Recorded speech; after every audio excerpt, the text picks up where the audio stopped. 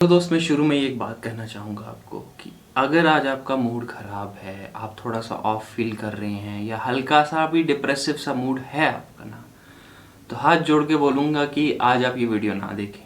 This video is not for you today. जाइए कुछ और देखिए यूट्यूब पे, not today. With that being said, video में आगे बढ़ने से पहले एक बात कहना चाहूँगा कि आप लोग जितने भी कमेंट सेक्शन में अपनी बुक्स, अपनी करंट प्रोग्रेस शेयर कर रहे हैं, वो देख के बहुत अच्छा लगता है, दूसरों को भी मोटिवेशन मिलता है। तो प्लीज़ आज भी अपने जितने भी प्रोग्रेस है कमेंट सेक्शन में शेयर कीजिएगा, रीसेंट करंट रीड्स की। It would be really appreciable. अब आते हैं हम बात करने पे आज के इस फिलोसोफर अर्थर शोपेनहावर के एसेज एंड एफरिज्म्स पे। देखो, ये जो इंसान है ना, इसने जर्मन आइडियलिज्म के आइडियाज़ को ही धिक्कार दिया। अपनी एथियस्टिक, मेटाफिजिकल और एथिकल जो सिस्टम लेके आया, जिसके अंदर कहीं ना कहीं इसने इंडियन आइडियाज़ को ले आके, जैसे एस्थेटिज्म हो गया, आप तुम कह लो दूसरा आइडिया ऑफ सेल्फ को अबैंडन करने का, वो चीज़ें लाके इसने जो अपनी फिलॉसफी आगे रखी है उसको पेसिमिस्टिक फिलॉसफी कहा जाता है। और पहली बार जब मैंने सुना कि he is a pessimistic philosopher, तो कहीं ना कहीं मुझे ऐसा फील हुआ कि ये अंकल वो वाले अंकल हैं जो पार्टी स्पॉइल करते हैं कि ज़िंदगी कुछ नहीं है, तुम्हें प्यार हुआ है तो ये चीज़ एक पॉइंट के बाद मीनिंगलेस लगेगी। एंड आई वाज लाइक, भाई पढ़ने का कोई पॉइंट है या नहीं।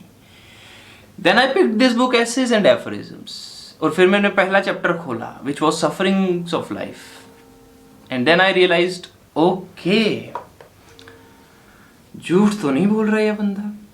आज हम उसी बारे में बात करने जा रहे हैं, उस फर्स्ट सब्जेक्ट के बारे में जो है सफरिंग्स ऑफ लाइफ। अब देखो दोस्त, पहली चीज ना, इसके ऐसे को आप कह लो 9 पार्ट्स में डिवाइडेड है इसके एसेस, फर्स्ट से लेके 9 तक, एंड वो एक क्रोनोलॉजिकल ऑर्डर में उस सब्जेक्ट के ऊपर बात कर रहे हैं। To begin with the very first जो है प्राइमरी पर्पस। अब पहले ही ऐसे में ऐसे खोल के स्टार्कली तुम्हारे सामने रख देगा कि लाइफ का अगर कोई पहला प्राइमरी पर्पस है तो वो सफरिंग है। Now for a person who is a completely optimistic person, वो बोलेगा भाई ये बंदा क्या बोल रहा है, कैसे प्राइमरी पर्पस है suffering. And he would say कि try to debate it out, कोशिश करो। You are living in this life जिसमें तुम्हें हर जगह अगर देखने शुरू करोगे तो स्टार्क सफरिंग दिखना शुरू होगी। तुम जिन लोगों को जानते हो वो एक ना एक दिन तुम्हें छोड़ के चले जाएंगे या सीधा दुनिया से ही चले जाएंगे। तुम्हारे पास जितनी लाइफ है वो इतने डेकेड्स के अंदर है, 10 डेकेड्स हैं, इससे ज़्यादा नहीं है। और वो धीरे धीरे धीरे धीरे वर्ष होती जाती है, बीमारियां लगती जाती हैं, बॉडी एज होती है। तो पहले ही ये प्रोपोजिशन सामने रख देते हैं। एंड उसके बाद जो दूसरा प्रोपोजिशन सामने रखता है वो ये रहता है, pain is greater than pleasure.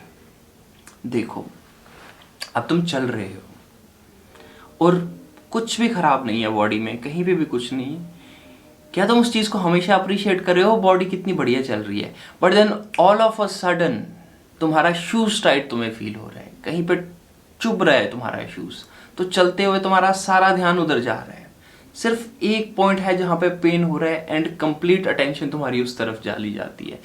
And कहीं ना कहीं अगर तुम्हें किसी पॉइंट पे कोई प्लेजरेबल मोमेंट मिल रहा है, तो वो जो प्लेजरेबल मोमेंट है, पहले तो उसका टाइम पीरियड ही बहुत फ्लीटिंग है।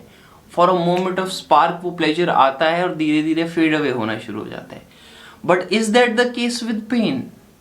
जस्ट थिंक अबाउट इट कि एक अगर तुम्हें पेन मिल रहा है तो वो कितना इंटेंसिटी के साथ आता है और कितना ज्यादा time as compare to pleasure वहां पे सस्टेन करता है। एंड इस चीज को इंटेंसिटी के साथ प्रॉपर एग्जाम्पल के साथ दिखाने के लिए उसने एक एग्जाम्पल दिए कि एक जानवर जो दूसरे जानवर को खा रहा है, इस जानवर जो दूसरे जानवर को खा रहा है उसका प्लेजर ज्यादा बड़ा है या जो जानवर खाया जा रहा है उसका पेन ज्यादा बड़ा है। एंड इसके साथ ही फिर ये चलता है थर्ड पॉइंट पे, which is collective adversity to the end. इस पॉइंट पे यहाँ पे ये बोलता है कि एक इंसान चलो ये प्रपोजल भी सामने रख सकता है कि अगर उसकी जिंदगी में दर्द है, वो अपने आसपास 4 लोगों का दर्द देखे तो कहीं ना कहीं उसको अपना दर्द कम लगेगा।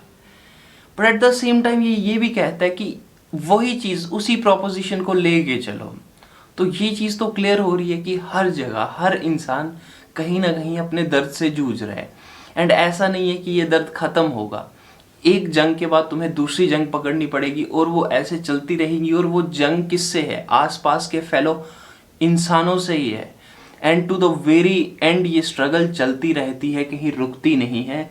एंड उसी के ऊपर, इसी पॉइंट के ऊपर ये अपना अगला हिस्से रखता है, which is pressure of time.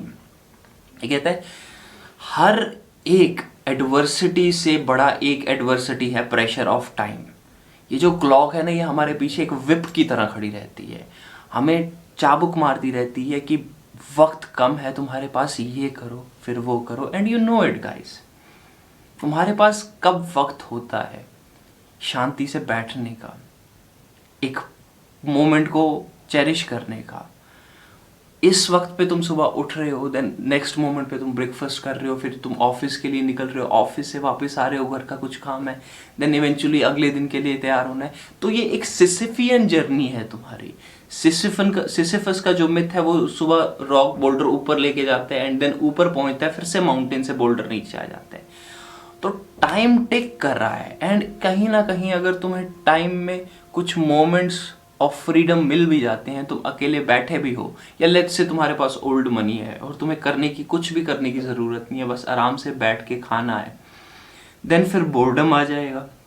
यार बोर्डम भी एक कंप्लीटली ऑपोजिट अलग ही डीमन है जो काफ़ी लोगों को खाता है। नहीं तो तुम खुद सोचो ना, इतने ओल्ड मनी में जो लोग हैं उनका दिमाग क्यों ख़राब होना शुरू हो जाता है। इतने जो लोग हैं जो इतना स्ट्रगल करके सक्सेस की पीक्स पे पहुंचते हैं, उसके बाद वो डिप्रेस्ड क्यों हो जाते हैं।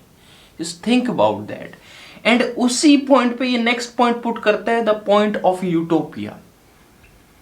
अगर हम देखें व्हाट इज यूटोपिया, हम तो ऐसा कंसिडर करते हैं आज के टाइम में एक ऐसी वर्ल्ड जो परफेक्ट है, but if you go to the etymology of utopia ना, तुम अंडरस्टैंड करोगे कि यूटोपिया एक इमेजिनरी नोशन है जो कहीं रियल लाइफ में एग्जिस्ट ही नहीं कर सकता। और इस पॉइंट में इसको कंप्लीटली एक्सप्लेन करता है कि क्यों नहीं कर सकता।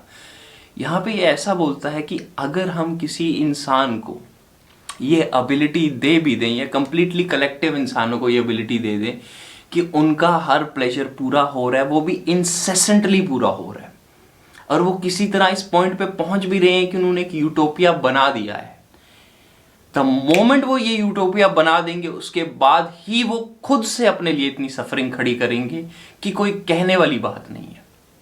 जितनी सफरिंग नेचुरली एग्जिस्ट कर रही है, वो उससे भी ज्यादा सफरिंग अपने लिए क्रिएट कर सकते हैं, क्योंकि you know it exactly. Notes from underground में भी अंडरग्राउंड मैन ने कहा है कि अगर एक इंसान को सब कुछ दे दिया जाए, ग्रेप्स मिल जाए, उसको प्रोक्रिएशन करने के लिए वक्त दे दिया जाए और उसको कुछ नहीं करना, सबसे पहली चीज जो वो करेगा वो कुछ ना कुछ अजीब सी हरकत करके किसी चीज को तोड़ेगा, कुछ प्रॉब्लम क्रिएट करेगा ताकि उसके पास कोई एडवेंचर हो। वो बोर्डम में नहीं बैठ सकता, वैसे ही needs something to do, and वो वायर्ड ही है वैसे उस सफरिंग के लिए। तो ये वाला जो प्रोपोजिशन है, दिस आइडिया कि अगर हम सोचे कि किसी तरह से हम सफरिंग को खत्म कर दें तो हम चैन से बैठ सकते हैं। And you know it, technology के साथ, दूसरी चीज़ों के साथ हम यही कोशिश करते रहते हैं कि अपनी सफरिंग कम करें, अपनी सफरिंग कम करें। बट हर एक टेक्नोलॉजिकल एडवेंट के साथ हम नई प्रॉब्लम्स क्रिएट कर ही देते हैं।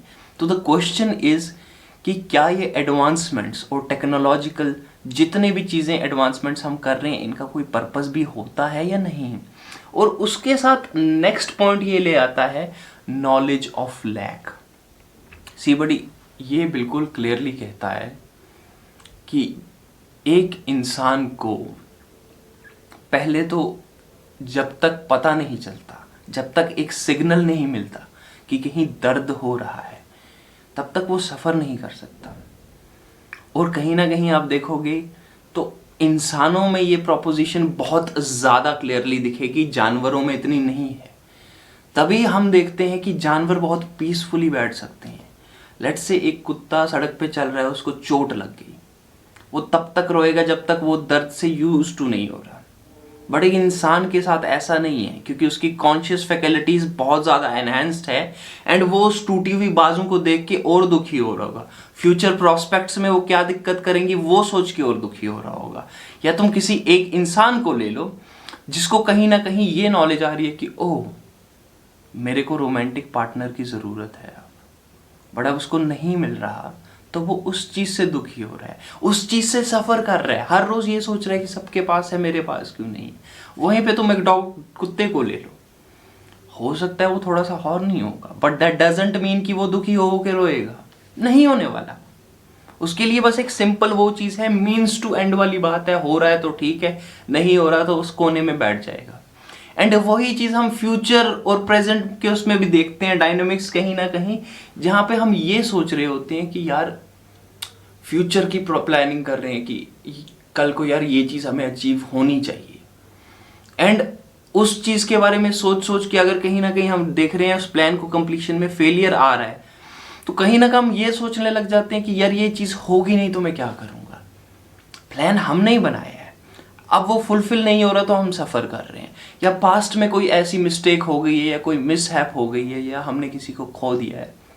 हम कॉन्स्टेंटली पूरी लाइफ के लिए उसके ऊपर अपनी मेंटल फैकल्टीज़ के साथ सोच के सफ़र कर सकते हैं। तो यहाँ पे शोपेनहावर ने कहा है कि जो ह्यूमंस को कॉन्शियसनेस मिली है, श्योरली इससे हम अपनी जॉयज़ को एनहेंस कर सकते हैं, फ्यूचर के वो सपने देख के या पास्ट की मेमोरीज को चेरिश करके। But the question here is कि इसका डबल एज स्वॉर्ड है, तो कहीं ना कहीं हम और सफ़र भी करने वाले हैं, बिकॉज ऑफ द फैक्ट कि आगे जो प्रॉब्लम्स आ सकती हैं और जो पीछे प्रॉब्लम्स रही हैं उनके बारे में सोच के। और अगर हम पहली प्रोपोजिशन की दूसरी प्रोपोजिशन पे जाएं कि पेन की इंटेंसिटी प्लेजर से ज़्यादा है, तो ठीक है, अगर हम दोनों चीज़ों के बारे में फ्यूचर और पास्ट में जा सकते हैं मेंटली, तो टेल मी, तुम ग्रैटिट्यूड का ज़्यादा वेट लेके चलोगे या गिल्ट का ज़्यादा वेट लेके चलोगे? तुम ऑप्टिमिज्म जो फ्यूचर में आ सकता है उसका वेट ज़्यादा लेके चलोगे या फियर का वेट ज़्यादा लेके चलोगे? I mean just think about it. हमारे सामने एक नई टेक्नोलॉजी आई है, AI। ऐसे कितने लोग होंगे, बहुत कम लोग होंगे जो इसको एज अ पॉजिटिव पॉसिबिलिटी लेके चल रहे हैं कि हाँ हमें एक असिस्टेंट मिल गया जिसकी हम हेल्प ले सकते हैं। But most of the people are afraid, which is rightly so, क्योंकि there is possibility for things to go wrong. गलत जा सकती हैं चीज़ें, और अगर चीज़ें गलत जा सकती हैं तो हमारा मैक्सिमम ध्यान उधर ही जाएगा, क्योंकि पेन की इंटेंसिटी प्लेजर से ज़्यादा होती है। और वही चीज़ यहाँ पे इसने बताई है कि द नॉलेज ऑफ पेन जो है वो इंसानों में बहुत ज़्यादा है as compare to the animals, क्योंकि एनिमल्स को वो प्रेजेंट मोमेंट में हर्ट करेगा, आगे या पीछे नहीं हर्ट करेगा। वो उस मोमेंट में सफ़र करेंगे, वो उस मोमेंट में एंजॉय करेंगे। तो इस वजह से कहीं ना कहीं जो ह्यूमंस हैं उनको ये सवाल पूछा जाता है कि यह कॉन्शियसनेस जो हमें मिली है वो क्या सच में एक एवोल्यूशनरी गिफ्ट है या नहीं। एंड उसके साथ हम जाते हैं नेक्स्ट पॉइंट पे, which is the idea of naive youth. Now you have to understand, जब तक हम टीनेजर्स में हैं, अपने टीन एज में हैं, तो कहीं ना कहीं हमें लाइफ की स्टार्क सफरिंग इतनी प्रॉपरली नहीं दिखती, स्पेशली अगर तुम एक बच्चे को ले लो। एंड जब मैं ये ऐसे पढ़ रहा था ना, तो जब मैं इस पॉइंट पे पहुंचा कि भाई एक बच्चे को नहीं पता आगे फ्यूचर उसका कैसे रहने वाला है। First of all the future is वेग फॉर दैट पर्सन, कोई भी हो, मैं भी हूँ, अभी 30 पहुंच रहा हूँ, मुझे नहीं पता what the future would be for me, but I know the stark possibilities जो गलत जा सकती हैं। I have complete awareness of those things, complete awareness आ चुकी है, मृत्यु की कंप्लीट अवेयरनेस है, अपने लव्ड वंस जो मेरे हैं उनकी एलिमेंट्स की कंप्लीट अवेयरनेस दिख रही है। बट वहीं तुम एक बच्चे के लिए चले जाओ, एक बच्चा अभी भी एक फैंटेसी वर्ल्ड में जी रहा है और उसको नहीं पता व्हाट आर द एलिमेंट्स जो लोगों को लगती है, उसको नहीं पता कि आगे जाके उसकी लाइफ कैसे रहने वाली। और मैंने यहाँ पे एक सिमुलेशन रन की, just imagine, think about it. एक बच्चा है, तुम उसके पास पहले जाके तुम उसको यही समझा दो कि कैंसर एक ऐसी बीमारी है, ये किसी को भी हो सकती है, और कैसे उसमें धीरे धीरे इंसान सफ़र करके मरता है। सिर्फ इतना महज तुम एक बच्चे को बता दोगे तो वो खौफ के मारे ही वहाँ डर सकते हैं और बुरी हालत हो सकती है, महीनों के लिए डरा रह सकते हैं। एंड व्हाट इफ तुम उसको टाइम ट्रैवल करके अगर आगे फ्यूचर में ले जाओ और उसको बोलो देख 30 साल की उम्र में तेरे को ये बीमारी लगने वाली है। ना just merely by that knowledge तुमने उस इंसान की पूरी लाइफ ही डिस्टॉर्ट कर दी। अब ये एक थॉट एक्सपेरिमेंट मैंने अपने माइंड में रन किया था उस time, but the point I am trying to make you understand is कि वो बच्चा अभी जब अपने 5 साल की उम्र है, उसकी 25 साल की उम्र भी कह लो, 30 में होना है ना, लेट्स से 29 तक भी उसको इस इंटेंसिटी की प्रॉब्लम का पता नहीं है। तो कहीं ना कहीं the point Schopenhauer is trying to make here is कि एक बच्चे को नहीं पता होता, बट धीरे धीरे जब एक इंसान बड़ा होता है और उसको पता चलना शुरू हो जाता है, तो कहीं ना कहीं उसके माइंड में ये थॉट रन करता है, today was bad, tomorrow would be verse, until the worst of worst might happen। तो वही चीज़ ये बताता है कि धीरे धीरे जब एक इंसान बड़ा होता जाता है, उसकी धीरे धीरे जैसे बॉडी वीक होती जाती है, जब वो आसपास के लोगों को जाना देखता है शुरू करना, तब उसको ज़िंदगी का सफरिंग और सत्य के बारे में पता चलना शुरू होता है। और इन सारी प्रोपोजिशंस के साथ अब वो लाता है सीधा एग्जिस्टेंस के ऊपर, which is existence as punishment. देखो, अगर शोपेनहावर के कंसेप्ट को तुम देखो ना, तो उसकी पूरी फिलॉसफी ही ये है कि ये एक प्रिजन है एग्जिस्टेंस, और इसमें हमें डाला गया है पनिशमेंट के लिए। तुम्हारे सामने अलग अलग रिलीजियस डॉक्ट्रिन से लेके आएगा और तुम्हें दिखाएगा कि कैसे हर एक रिलीजियस उसमें दिखाया हुआ है अकॉर्डिंग जैसा वो इंटरप्रिटेशन रखता है कि लाइफ की एग्जिस्टेंस ही एक मिस्टेक रही है गॉड्स की। और फिर वो रिलीजियस अपना तुम कह लो इब्राहिमिक रिलीजन की तरफ आता है और क्रिश्चियनिटी को एक एनालॉजी बताता है जिसमें बताया हुआ है कि ह्यूमन एग्जिस्टेंस एक पनिशमेंट है ह्यूमन बीइंग्स के लिए। उनको यहाँ पे डाला गया है एक प्रिजन सेंटर के अंदर। एंड उस पॉइंट पे जब उसने ये प्रोपोजिशन रख दी कि हम यहाँ पे पनिशमेंट के लिए आए हैं, टू द वेरी एंड हमें अलग अलग तरीके से पनिशमेंट दी जा रही है, हर एक इंसान का एक अलग लॉट है।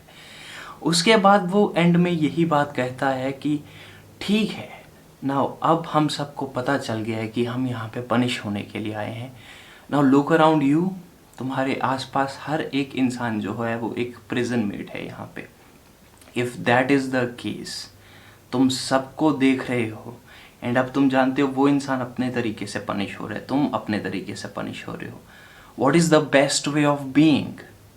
तो प्रॉबेबली तुम्हारे पास बेस्ट चीज़ यही है कि तुम अपने मेट की तरफ और वो तुम्हारी तरफ एक एम्पैथी रखे कि हाँ भाई, मुझे भी पता है तू भी सफ़र कर रहा है, मैं भी कर रहा हूँ, हम यहाँ पे इकट्ठे हैं, कोई नहीं, देख लेंगे। बट अननेसेसरी पनिशमेंट ना क्रिएट करें। See guys, you have seen prison जो मूवीज़ होती हैं उसमें कैसे लोग गैंग्स बना के एक दूसरे को सफरिंग पहुँचा रहे होते हैं। Think about it, what if, वैसे तो ये एक यूटोपिक आइडिया ही बन रहा है, बट व्हाट इफ़ थोड़ी सी एम्पैथी हर एक इंसान वहाँ पे एक दूसरे की तरफ रखना शुरू कर दे। What if people do that, कहीं ना कहीं काफ़ी लेवल तक सफरिंग एलिवेट हो जाती है। May be the proposition here is कि अगर इंसान रीजनेबली रहना शुरू करें, एम्पैथी शो करें, ग्रैटिट्यूड शो करें, क्योंकि जितनी हमारे पास रीजनिंग एबिलिटी है, व्हाट इफ हम उसको ग्रैटिट्यूड वाली साइड रखें, एम्पैथी वाली साइड रखें एंड उस चीज़ पे ऑपरेट करना शुरू करें। अगर हम वो चीज़ करना शुरू कर रहे हैं कहीं ना कहीं, देन प्रॉबेबली जितनी भी आपको दिख रही है लाइफ में सफरिंग, वो बहुत लेवल तक बेयरेबल हो जाएगी। I feel at the end की जो 2 लाइनें हैं उसमें शोपेनहावर यही बताने की कोशिश कर रहा है, जब वो कह रहा है एक प्रिजन मेट को दूसरे का दर्द समझना ही, उस दूसरे को इसका समझना चाहिए। विद दैट बीइंग सेड, ये थे उसके एसेज एंड एफरिज्म्स में पहला सफरिंग के ऊपर ऐसे, एंड जो उसका कंक्लूजन उसने यही किया है कि empathy and understanding towards each other is the answer. I know थोड़ा हैवी हो गया ये वाला, इसलिए मैंने शुरू में बोला था कि अगर आपका मूड ऑफ है या डिप्रेसिंग है तो अभी आपके लिए ये वीडियो नहीं सूटेबल रहेगी, क्योंकि ये कंक्लूजन नहीं लेके जाओगे। बट जिन्होंने देखी है प्लीज़ कंक्लूजन पे ज़रूर फोकस करना, और ये ज़रूरी भी था इतनी बात करनी, क्योंकि अगर एक्नॉलेज ही नहीं करेंगे हम कि we all here are suffering, then हो सकता है हम अभी भी एक दूसरे से अंधों की तरह लड़ते रहें और ये ना जाने कि we are all in this together until the very end। And वही अंडरस्टैंडिंग, वही एक्नॉलेजमेंट कहीं ना कहीं हमारे लिए लाइफ को बेटर कर सकती है। विद दैट बीइंग सेड, अगर वीडियो पसंद आई लाइक करो, तुम्हारे कोई अपने विचार हैं, वो तुम बुक्स तो शेयर करने वाले हो, कमेंट सेक्शन में शेयर करो वो सब चीज़ें। सब्सक्राइब करो बाकी और एसेस के लिए, और जितनी भी दूसरी बुक्स की मैं आपके पास थोड़ा बहुत ला सकूँगा नॉलेज, साथ में अपने किसी दोस्त के साथ शेयर करो, बट पहले देख लेना उसका भी मूड ठीक हो, उसको भी वैल्यू मिले इस चीज़ की। And I will see you in the next one. Till then, ये थोड़ा सा अजीब लगेगा but still enjoy in the best possible ways, be reasonable, be rational and piece.